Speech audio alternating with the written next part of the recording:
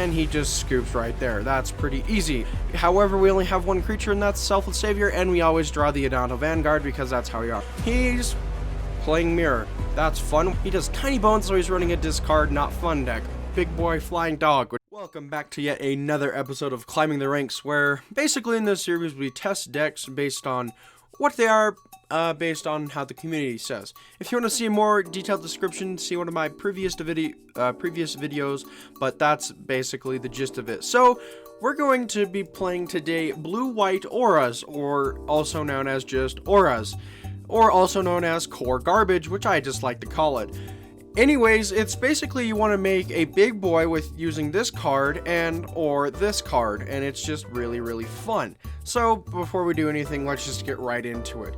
If you actually enjoyed this video, please like and subscribe. I would be greatly appreciated, and let's just get right in. So first off, we have our Companion Lures of the Dream Den. Yes, this card is very good in this deck because I can cast basically everything from my graveyard every turn. Well, one thing every turn from my graveyard, which is really nice.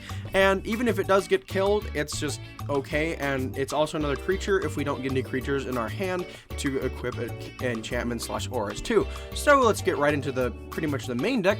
We have first off 4 Cartos of Solidarity. This basically gives them 1/1 and first strike, and it also creates a 1/1 token, which is really cool with vigilance.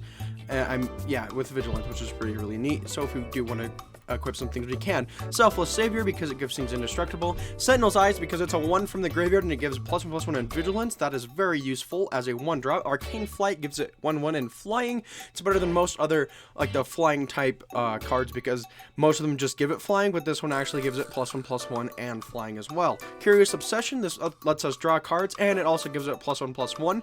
Untitled Vanguard, this is probably one of the best cards in this deck other than the next few cards, Core Spirit Dancer and all that glitters. But basically, black and red cannot kill this thing because you can pay 4 life, give it indestructible, and whenever it attacks, it gets +2/+0.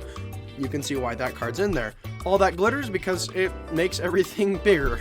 Helios Punishment, I know this is a card that not a lot of these decks right now use, but personally, I think that this card is still good. The reason being is that sometimes with Swarm or other cards that make Swarm, such as Krenko Mod Boss, can make it to where that kind of just kills the game a little bit. So with this, we can make Krenko not do Krenko for 4 turns, which is pretty awesome. 1 Hushbringer, I know it's only 1, but I do like it at 1 actually, just because mainly it's not a horrible card, but it's not the best in the deck. And even without having entering abilities, and it basically kills life gain and some other things, most of those decks right now aren't even in the game. I mean, sure, life gain has Celestial life gain and stuff like that with Soul Ward and that stuff, but some of the decks that do cause the abilities to trigger like that are not really around, and there's a lot of new ones out of Kamigawa that don't have this, which is okay. That's why I have it as 1. Core Spirit Dancer, this is the best card basically in the deck. When it gets +2/+2 whenever an aura is attached to it, and whenever you cast an aura spell, you draw a card, so it doesn't even have to attach to it. It's just awesome. 1 Aether Tunnel, enchant creature, creature gets +1/+0 and can't be blocked. Yes, I only run this at 1. You could run it at 2 if you really wanted to, but I don't really particularly like it at 2. I just believe that it's just fine at 1, just because you're drawing so much through the deck with Core Spirit Dancer, it doesn't really matter. And lastly, Staggering Insight, this gives it lifelink +1/+1, and whenever it deals damage to a player, draw a card. So getting a bunch of life off of something like Core Spirit Dancer or Untitled Vanguard is pretty funny when it's already like a 15/15, and it just starts causing a lot of damage. Onto the lands, we have 7 plains, 8 islands, 1 Hengigate Pathway, 1 Temple of the Enlightenment, and 4 Tranquil Cloves. You can change the lands however you want, but I like it as a smooth, slick 21, because none of our stuff is that big. The biggest thing is Luris, and everything else is 2 or less, which is really nice. So that's basically the deck, so let's get into the games. On to game number 1. Our hand is looking pretty decent. It's not the worst, but it's not the best at the same time. We have some nice curve, but we don't have any creatures, and there's Core Spirit Dancer just to start the pain train rolling again. Here we go. We're going to do a Curious Obsession, just going to beef it up a little bit. We're also going to do Cartos of Solidarity, making it a first strike and being a 6/8, which is really crazy. And we're also going to draw a card because of the Curious Obsession. Next, and he just scoops right there. That's pretty easy. On to game 2. Our hand is bad. Oh, that hand's a lot better. However, we only have one creature, and that's Selfless Savior, and we always draw the Untitled Vanguard because that's how we are. I'm gonna call him and say hello. He does Clone Crafter. That's kind of scary, but it doesn't really, I don't really care about it. I'm gonna do the Untitled Vanguard. He's gonna attack, but it's not gonna do much damage anyways because it's only just a 1/2 with nothing. I'm gonna give it Aether Tunnel, and he counters it with Absorb Energy, a new card out of the M2022 set that has been doing alchemy.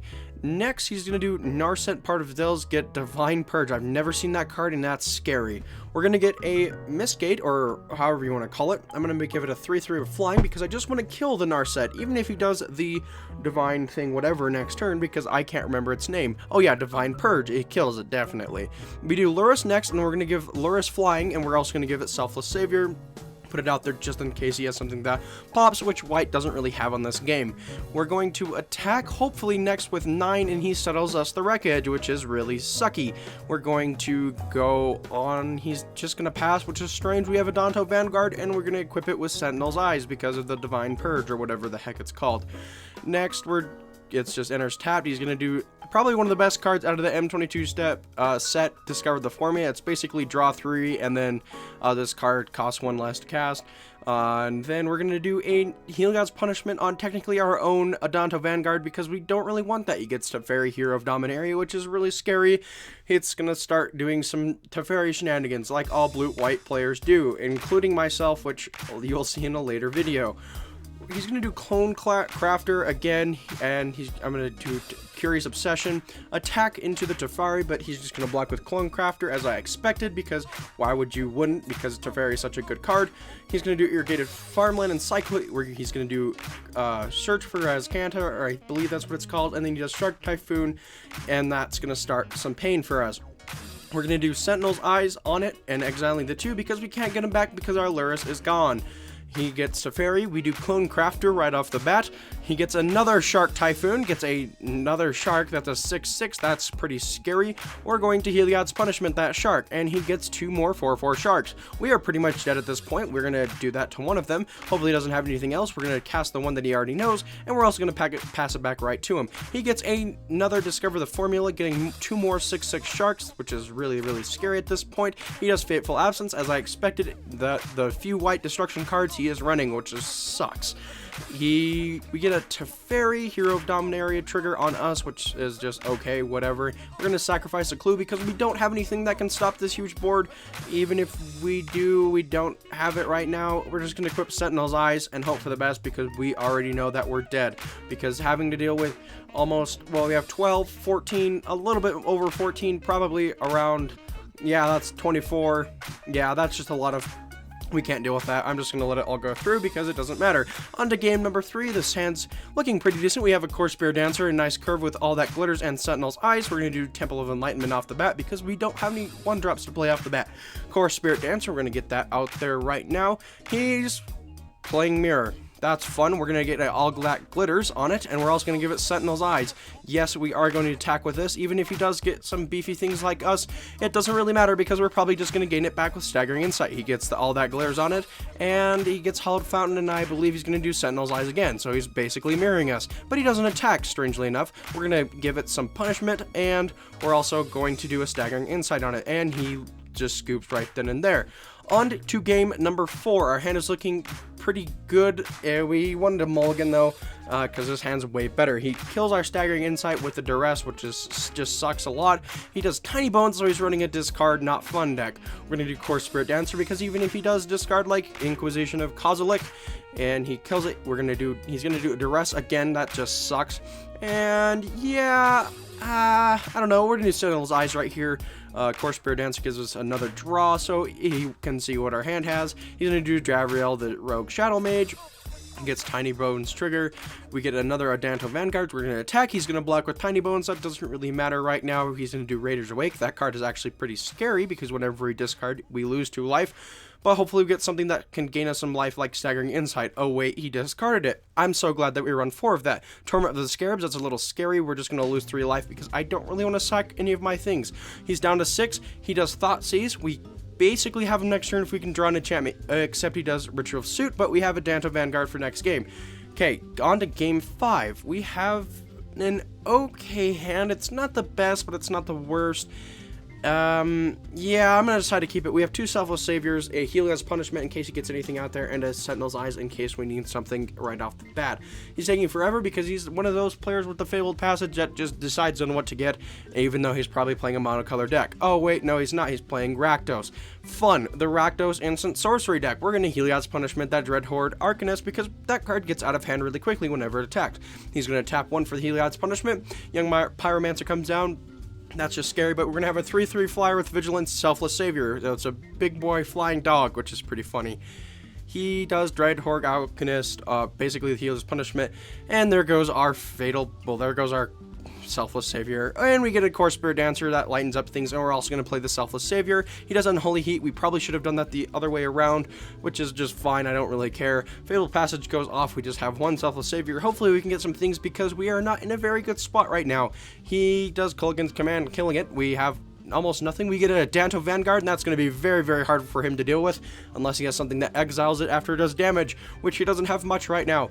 He gets a Seasoned Pyromancer, getting more Seasoned Pyromancers, and it's just not very fun right now. He decides not to tag with anything interesting, and we get the Staggering Insight. Here we go. We can start getting life. Even if he does block with, well, 3, we can still give it Indestructible, and we're going to be getting 1 more life over it, which he does only block with 1. Thank goodness. So God Lantern comes out. He's going to exile our Core Spirit Dancer, which is a smart decision because Luris could have came down and cause some problems. Croxa comes out. Titan of Death's Hunger. We don't have anything, so we'd have to take the life damage.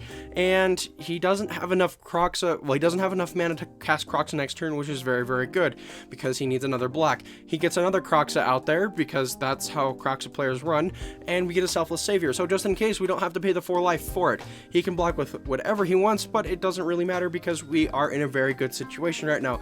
We're at 26 against a Rakdos kind of bird deck, and it's not really doing anything. He gets Croxa because he gets another Swamp out there, sadly, but it only does 3 damage, and we're still ahead of him. We're going to give it Cartos of Solidarity. We're going to attack. Even if he does block with the Croxa, we can still give it Indestructible somehow with Selfless Savior or a Danto Vanguard. We're going to get through everything because Dread Horde Arcanist, or Arcanist, whatever you want to pronounce it, doesn't really do anything. He attacks with Croxa. We do decide to block and just don't want to take the amount of damage. We get a Core Spirit Dancer just to rub it in a little bit more. We're going to give it 6 right there. He doesn't want to block with anything. That a Danto Vanguard with Vigilance is really, really crazy, and even if he does block it with Croxa, we do have First Strike on it, which I just forgot. And we're going to attack once again because he can just keep blocking, and it doesn't really matter right now, but until we start getting a lot of things like on Core Spirit Dancer and on Danto Vanguard, it's sort of a stalemate because he can't kill me and I can't kill him currently.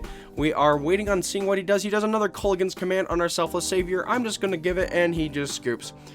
That's fun. On to game number 6. This hand is pretty good. We have a Core Spirit Dancer, All That Glitters, and a Cartos of Solidarity drawing into a Curious Obsession. That's pretty nice. We're going to do Core Spirit Dancer. Hopefully he doesn't have something that kills it. He gets the Random Ruins, which is kind of scary. He does the Static Discharge and Light Up to Stage. That doesn't really matter. We're not going to block with anything, even though we are at 11 life, and we're going to give it basically a 6/8. We're going to gain almost all that life back, and we're also just going to discard the Arcane Flight. I almost said Curious Obsession. And we're just kind of waiting on seeing what he does. He brings us all the way down to 9 life. We're going to do All That Glitters, Arcane Flight, and we're going to attack him for 15, and we kill him right then and there. On to game number 7. Our hand is looking really, really good. We have a nice curve with Sentinel's Eyes, and we also have the Core Spirit Dancer and the Staggering Insight. We're playing against Goblins, it looks like, or just some sort of red deck that wants a nice random ramp off the bat, but it's most definitely Goblins, probably, hopefully, maybe. He does Goblin War Retrieve. Now that confirms my suspicion that it is Goblins, definitely. We do Sentinel's Eyes, All That Glitters, and he's basically dead then and there. We have the game, and Core Spirit Dancer's coming in with a big chonky butt, and it has a 1570. He does Mux us, but it doesn't matter because he can attack with everything, and there he goes. On to game numero 8. We have a pretty good hand, Swamp and Duress. Of course, we're playing against this stupid deck again. Core Spirit Dancer comes down, Lantern Bearer, that doesn't really matter right now. Sentinel's Eyes, we're going to get right into this. Arcane Flight, giving it flying, and we're going to attack because it has flying and vigilance, and he can block with the Lantern Bearer if he wants. But I don't think he remembered that it has vigilance, because I think he was probably going to try to attack next turn. Or he has something that goes along with spirits. He does Fatal Push, but it doesn't really matter because we have the Selfless Savior, and he is probably, like most players, going to try to kill it again. Fading Hope, nope, it just brings it back to our hand, which sucks. Temple of Enlightenment, that's fine. We're going to bring the Core Spirit Dancer back out there, and he's not really doing anything. He's just attacking for 1. He does ninjutsu, a new, well, not a new mechanic, but a semi-new mechanic that's just been reprinted. We have a pretty good hand. He has the ingenious infiltrator. He's just going to start drawing cards, but that doesn't really matter. He does duress, which kind of sucks, and discards our Sentinel's Eyes. We have 3 Sentinel's Eyes that we can cast. Here comes Luris down. We're going to cast this Core Spirit Dancer out again. We're going to do Cartos of Solidarity on the Luris just to have something to attack with. Or not attack with, sorry, I made a misplay there, kind of. He does Fading Hope, returning our Luris to our hand, which it doesn't really matter at this point. We do Staggering Insight, we just do Staggering Insight, and then we also do Selfless Savior here. We are going to do a Sentinel's Eyes, and I was thinking about doing another Sentinel's Eyes, but in case he just kills it again, we just are, it's fine, we have another one. Lantern Bearer, again, he's probably going to do another ninjutsu. He does Syndicate. I almost said Syndicate. Syndicate Naga. That's fine. I don't really care about it. And he's taking forever. Oh, wait, it was me. Whoops. Ingenious Infiltrator gets another draw. That's fine. He does a Fatal Push, but we have the Selfless Savior for this, and it doesn't really do anything. We're going to do the All That Glitters, and we get another Curious Obsession. We have a big boy. We're going to make it even bigger with just a 2830 right now. That's a very scary thing. It's huge, it's just big, it's scary, and we're getting right into this. I don't think he has many like reoccurrence from this. We had to do the Changeling Outcast, Ninja of Deep Hours, and he says oops because he knows that he's basically dead. We have 46 life. We're having such a upper hand on him. We do the Lantern Barrier, and that's the game basically, because we have a 45-47 that he can't block because his Lantern Barrier is on the ground. On to game 9, one of our second to last games. Our hand is looking really, really good. Let's see, we're gonna do the Selfless Savior right here. He does Elvish War Master, that's completely fine. Core Spirit Dancer comes down because that's how it rolls, and he's running monocolored elves, I'm assuming, because that's all he's been playing is green. We get the nice little Blossoming Sand, or whoops, that's the wrong color. I don't really care, it's the same thing, it just gives us a life. A Tranquil Cove, that's what it is. He's just gonna get a lot of elves, but even with Swarm, even if it's a little hard to deal with, we can still get this train a little bit rolling. We're not gonna cast the Helios Punishment because it doesn't really matter, and we have a flying that he can't deal with right now. He does a little Anowar Elves. Unless he gets something with Reach, it's basically game from there. We can just block with 1 because we go down to 21 life, and that's the game. On to game 10. Our hand is looking very, very good. As you can see, this deck is very, very good, and it puts the pressure on right then and there, like most white decks do. Core Spirit Dancer comes down. Most white-blue decks are more of like a control-based strategy, but this is definitely not. We're running against elves again, which sucks. He gets the Elvish Archdruid right off the bat, which is also kind of scary, so in case he does have something like Crater Hoof Behemoth, it's just out there. We do have another land when we do have 2 more Core Spirit Dancers and 2 more Selfless Saviors. He gets a large board out there that has like a 7/7, but we're just going to block with both, giving our one little soldier indestructible off of Selfless Savior. We just want to build more of a board out there because I don't really want to attack with Core Spirit Dancer because it's just going to kill one of them anyways, which he attacked with the Elvish Archdruid, which is what we wanted him to do. We're going to give the other Core Spirit Dancer indestructible. We're down to 6 life.